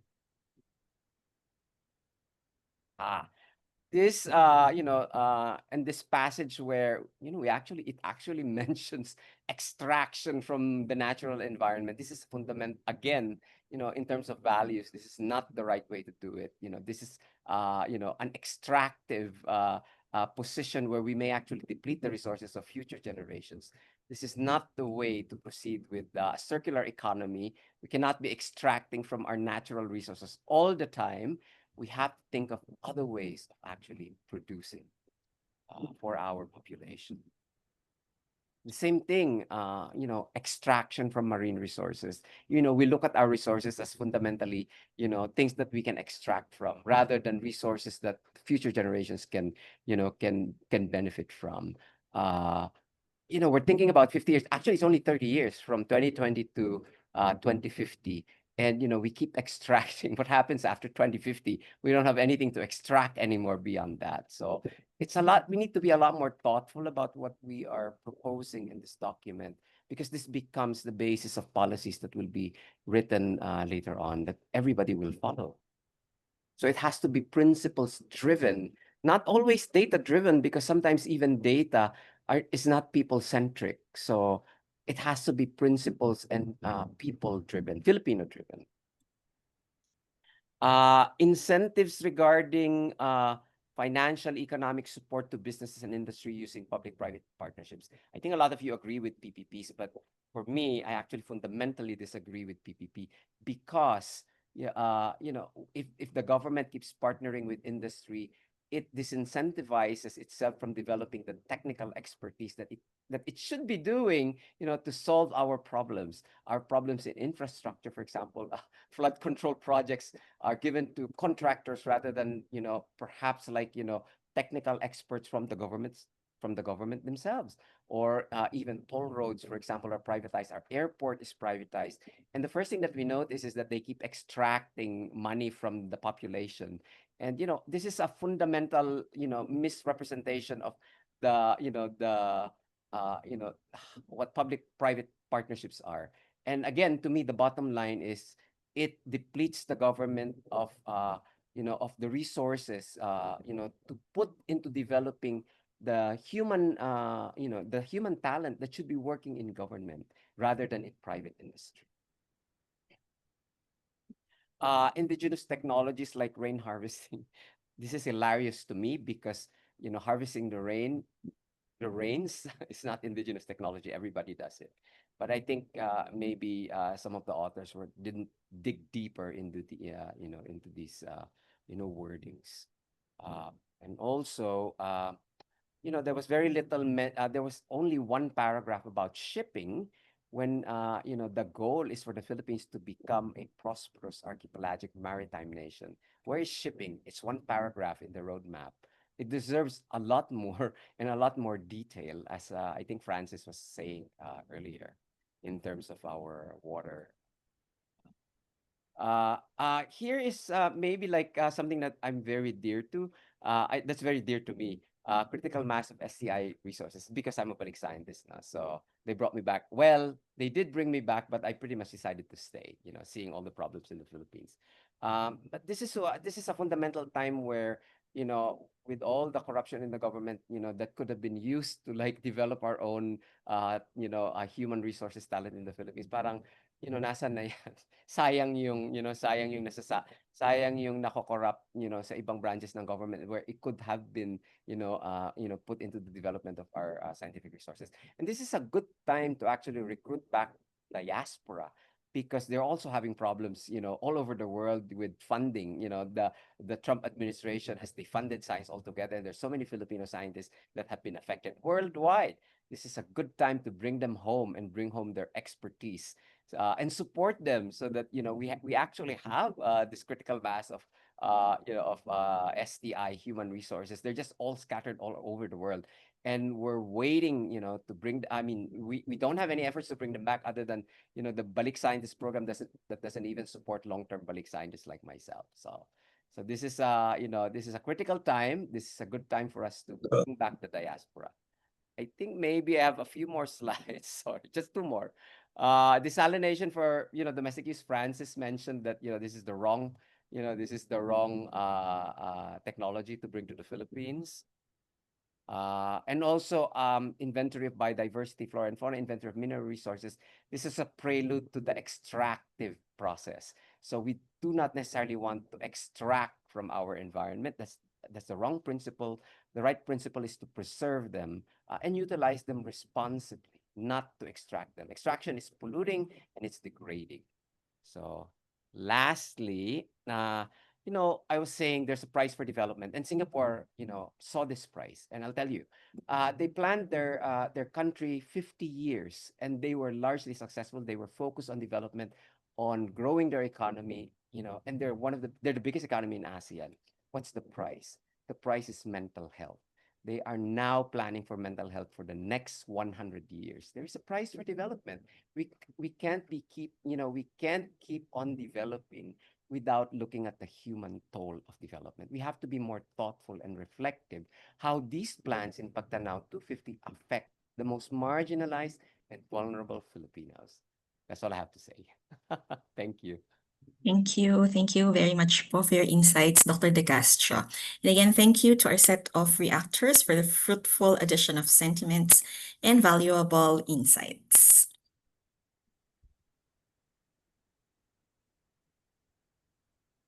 Go ahead, Dr. Ginto. Oh, thank you all. Thank you again. Oh, I'm just looking at my script. Okay, where is it? Okay, now to further enrich our discourse, we now open the floor for any questions, clarifications, or reflections on the presentation. And I think we're seeing some questions already in the chat box. I also have some follow-up questions, but maybe let's start with I saw one comment actually from, let's see. I There are think many. yes, many comments, Dr. Ginto, but I think we can start with the first question from Secboy de la Peña. That's what I was looking for. Yes, he said it's an excellent presentation from Academician William Padolina. And among the many questions I like to ask, let me just ask one, which I think is a practical one. Which 3 global indicators do you think po will be good guides in monitoring the strategies and programs or projects or activities in support of PAGTANAW 2050? Akad Padolina from Secretary Boy po. Yes, that's true. We have to granulate it. And granulate it in the context of Philippine Development Agenda. Look at all the Philippine development documents, for example, the new industrial policy, the strategic investments priority plan. We tend to disregard this, and we're only looking at the harmonized R&D agenda. That's a very, very narrow view, and ignore all these other developments so that we can, kind of either criticize it, put it on track, or kind of advocate for its revision and reorientation. So we have to granulate it. And in order to granulate it, we need information. We need the effort of everyone to kind of retrieve all these documents. Because without this information, we will probably, and as our reactors say, we might be misguided. So the scientific way and I always ask it, is what kind of hypothesis are we developing for PAGTANAW 2050? What is the hypothesis? So we have to be very clear about that. And as we look at each indicator, what hypothesis do we kind of associate with each indicator, whether it is granular or as broad as the three posts? Now, my other answer is that it's got to be done at the local level. That is where the action is. That is why, if you can see, I presented tables that will tell us up to the region, and that's what the information is available. We've got to go down to the municipality, to the barangay, and see where the details of the interventions can be. I don't know if our state universities and colleges, which are deployed all over the Philippines, including the private universities, are interested in looking for this kind of information? Or are we all satisfied with just the macro information, which does not lead us anywhere? And we have that kind of experience. Kaya tayo ganito eh. National figures ang ginagamit natin. Hindi natin alam ang deficiencies ng bawat LGU, bawat barangay. Of course, that's going to be a big effort. But with all the tools we have, we can now see more. We can now sense more. We can now detect more. Yeah. I see in the chat box that Dr. De Los Reyes also responded in writing to Secretary Boy's question, but we also have listeners who are in Facebook who couldn't see the chat box. So maybe, Dr. De Los Reyes, you may want to repeat your answer, but also elaborate on it. And then I'm seeing Dr. De Castro also raising his hand. So in that order, thank you. Sure. Thanks, Renzo.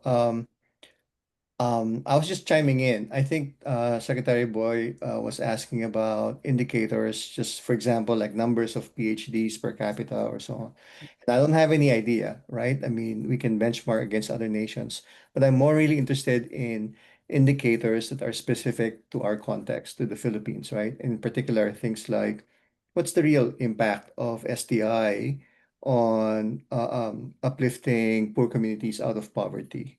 What's the impact on the poor sectors of society, the farmers, the fisher folk? What's the impact on reducing hunger?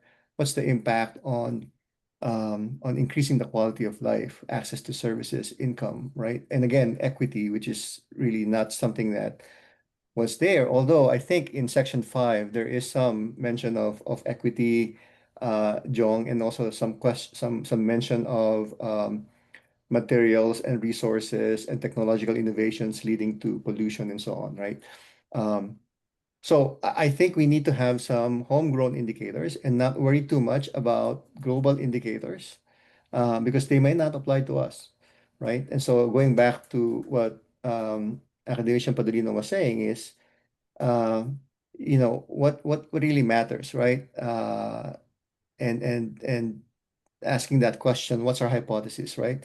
And to me, what's our theory of change, right? To me, implicitly, we're saying STI is going to improve the quality of life, of Filipinos.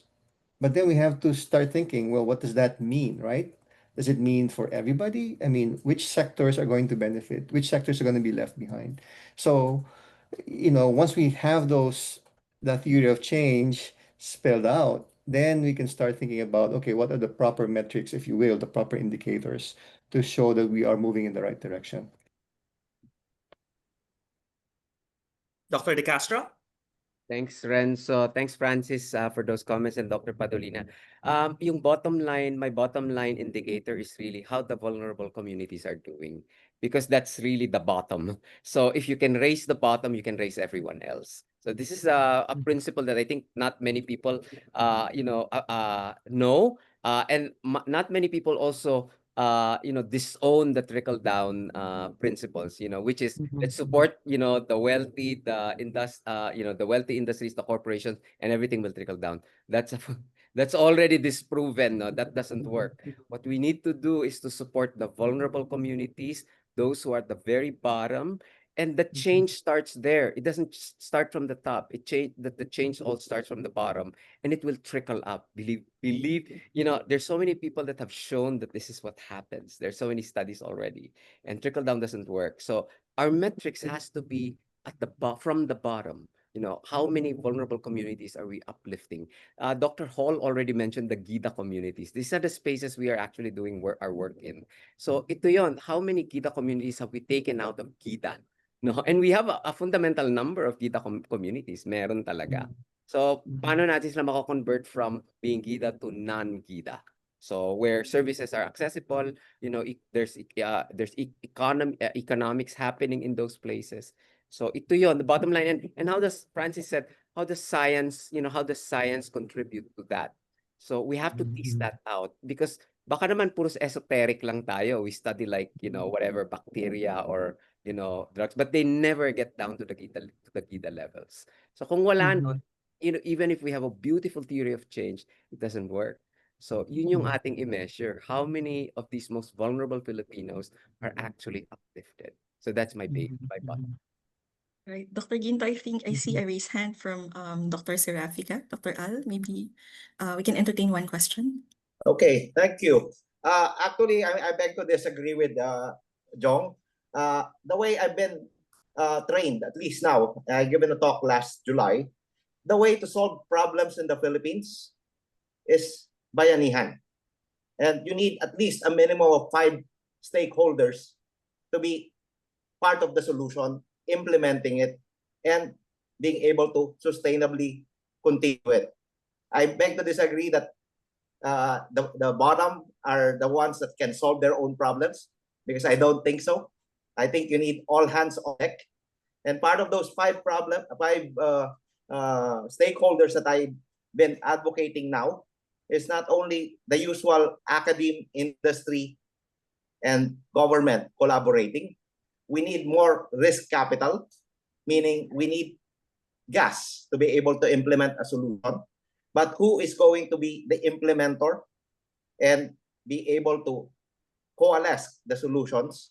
We need entrepreneurs using technology to be able to orchestrate the solution and sustainably implement what works.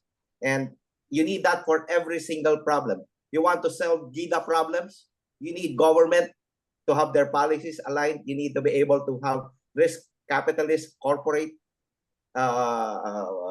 foundations to be funding it, as well as actual entrepreneurs to have a sustainable solution. Because we know by helping the bottom, it doesn't mean that it's all free money.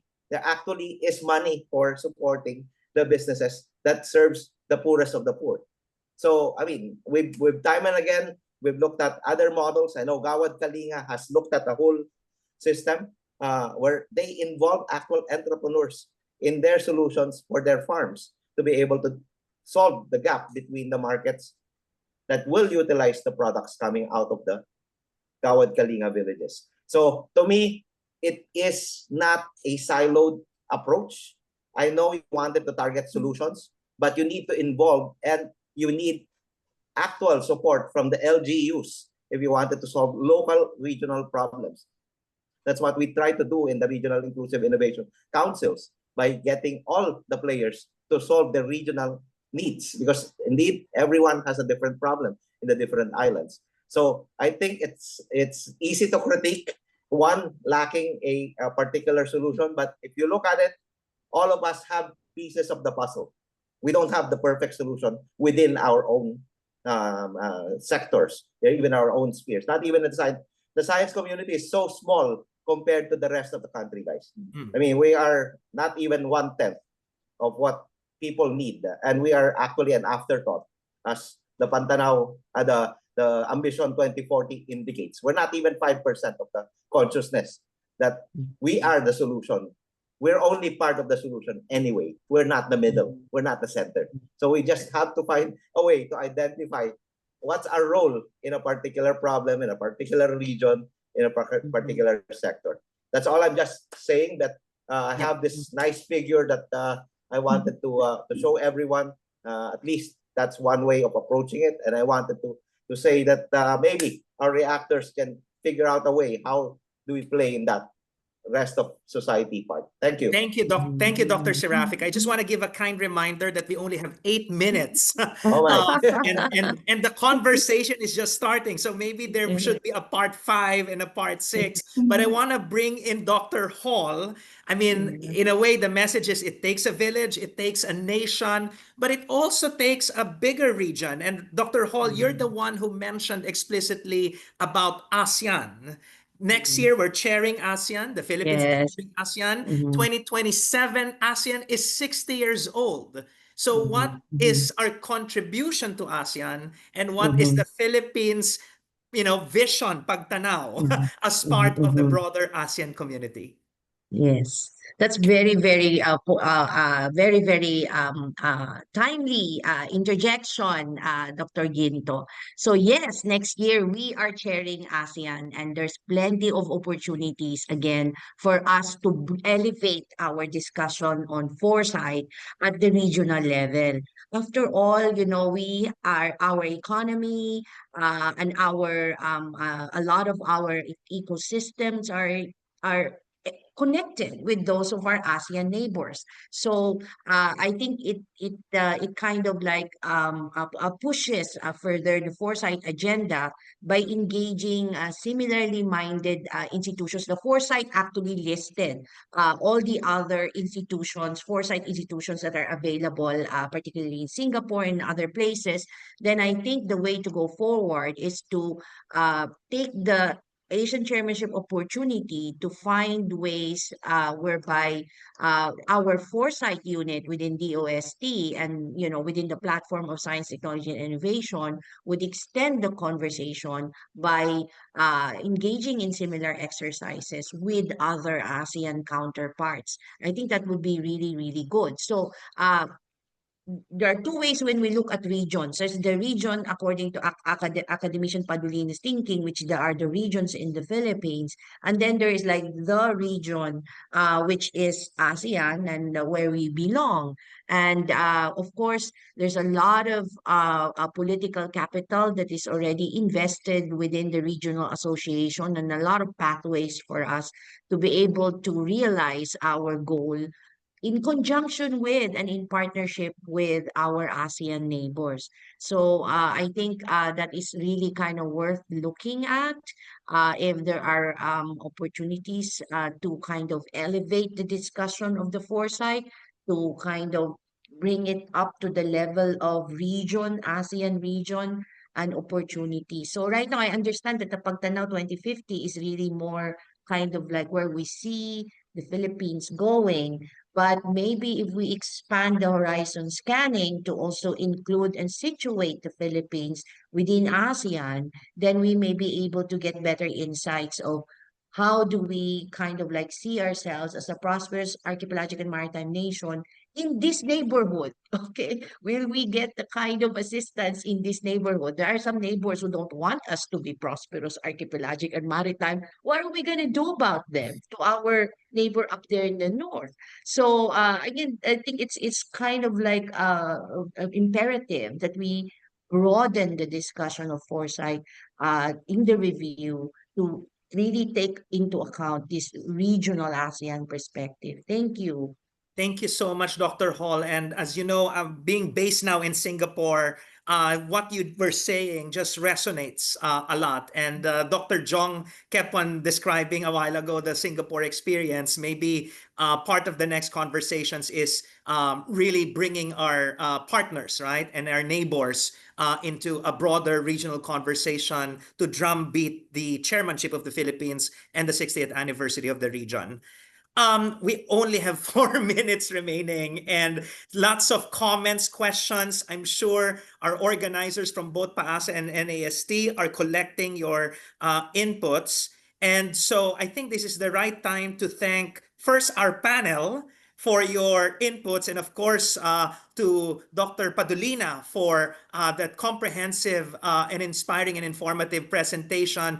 Thank you to our participants both online, both in the chat box, but also in Facebook for your active engagement. At this point, on behalf of PAASE, we would like to acknowledge and recognize again the efforts of everybody who took the time and effort to participate in this important conversation about PAGTANAW 2050 document. And thanks also for our organizers who are behind the scenes for all their efforts. Pai? Yes, thank you to all our speakers and reactors. And at this point, to formally conclude this session, may we call on Ms. Luningning Samarita Domingo, Director 4 of the National Academy of Science and Technology Philippines, to deliver the closing remarks. Pai, Dr. Pai, may I just give Go a ahead po. closing statement? Oh, yes, Akad, go ahead po. Okay. The challenge now is for the young. The average age of NAST members is 70. I am past 70. I'm in the departure area, just waiting for my boarding pass. If the young will not pick up this challenge, we're doomed. The light at the end of the tunnel is going to be just put out. It's on your shoulders. We don't have the energy anymore to move that. That's just the spirit is willing, but the flesh is weak. That's just the way the cookie crumbles. So it's really going to be the young who should pick this up. And I'm so happy to see our moderators are from the younger set. And of course, the next 30 years, these things will be on your shoulders. So I hope, well, let me also thank all the reactors. Very valuable and insightful comments. We'll pick this up. Certainly, you will be engaged again because the draft will probably be circulated. We like a wider set of the science community to react to it because it's got to be owned. It's got to be owned because the commitment will have to come from each individual. So with that, many, many things. Appreciate these inputs from PAASE. We hope that the UP SIDS will also be engaged as actively as we would want. And also we're looking at other sectors. Philippine Science High School Alumni Association is coming in. We're still also hoping others will come in too. But it's got to be soon because this new version will have to be released in 2027 before the end of the term of President Marcos Jr. Thank you. Just on behalf of the steering committee of PAGTANAW 2050. Salamat po. Thank you po. And Academician Padolina, you said you don't have the energy anymore, but we can feel your energy and inspiration. So thank you very much. And I think that's also a very good call to action to end this session. I think the next conversation should engage the next generation scientists of the Philippines. So I think it's, I'm not sure if this is the last episode, but I think that's a future episode that PAASE and NAST can co-organize. Back to you, Dr. Vital. Yes, thank you, Dr. Ginto. I think great pressure from Akad Padolina, but I know we have experts and Akad Padolina himself and all our reactors are senior experts who can guide us young generations in this PAGTANAW document. And see you po again, Akad Padolina, in November for another PAGTANAW event for our conference. So now, as guided by our staff, we would like to provide or give our certificate of appreciation to our speaker. Dr. Ginto, if you can read the citation. Sure. On behalf of, let me read the citation. Certificate of Appreciation is presented to Academician William G. Padolina for being our resource speaker, our energetic resource speaker at the American Academy of Science and Engineering, PAASE, in partnership with the National Academy of Science and Technology Philippines during the fourth of a special four-part fireside chat series on PAGTANAW 2050, the Philippine Foresight on Science, Technology, and Innovation, held on September 19, 2025, presented this day, September 19, with our deepest gratitude, signed by Dr. Gladys Completo, President of PAASE, and Maria Margaret Peña, PAASE Vice President and also President-elect. Thank you po again. So with that, again, to formally conclude this session, may we call on Ms. Luningning Samarita Domingo, Director 4 of the NAST Philippines, to deliver the closing remarks. Magandang umaga sa ating lahat. On behalf of the National Academy of Science and Technology Philippines, I would like to sincerely thank everyone for participating in this special fireside chat series on the theme PAGTANAW 2050, the Philippine Foresight on Science, Technology, and Innovations. This series serves as a meaningful platform to engage the members and esteemed partners of the Philippine American Academy of Science and Engineering, or PAASE, in the external review of the PAGTANAW 2050 documents.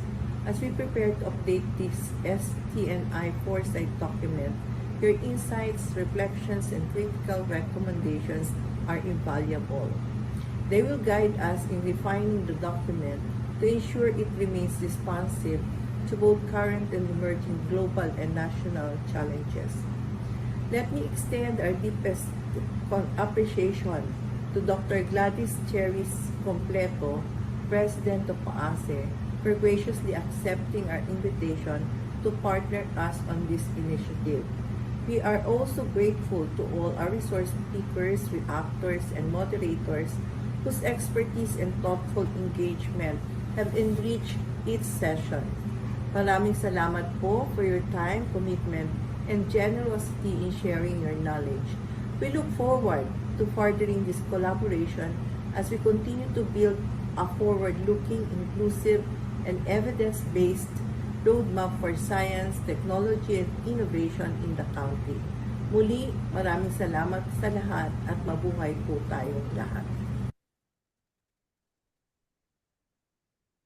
Thank you very much po. And with that, we officially close the PAASE Fireside Chat series with a focus on the sections of PAGTANAW 2050, the Philippine Foresight on Science, Technology, and Innovation. And to stay updated on PAGTANAW 2050 events, kindly follow all of its social media accounts shown on screen along with the PAASE socials. Dr. Ginto? On behalf of PAASE and our partner agency, the National Academy of Science and Technology, we extend our sincerest gratitude to everyone for the active participation, value-adding dialogue, and commitment to a foresight-driven future. This has been a great opportunity. I'm one of your moderators, Renzo Ginto. Oh, and I'm Pierangela Vital. Thank you very much. Before we end, may we ask everyone, based on the script, to please open your cameras for a quick photo op. Our secretariat shall guide us po. Thank you so much.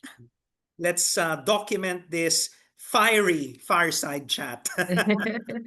Hello po. Good afternoon po everyone. I'll take the picture po. So kindly open your cameras po. Ayan. Only have one page. So, ayan po. Is everyone ready po? Yes. Ayan, okay po. Smile po. 1, 2, 3, smile.